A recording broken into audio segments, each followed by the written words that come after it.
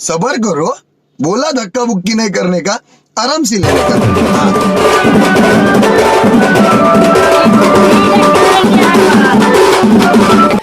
ओ भाई, मारो मुझे, मारो मारो मुझे, मारो।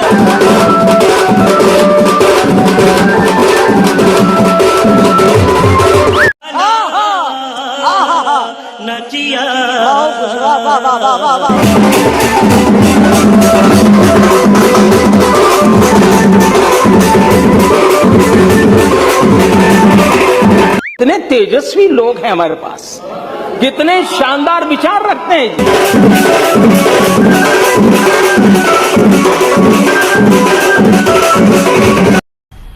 मजा आया, और मैं ये जो मजा है हिंदुस्तान के हर व्यक्ति को देना चाहता हूं।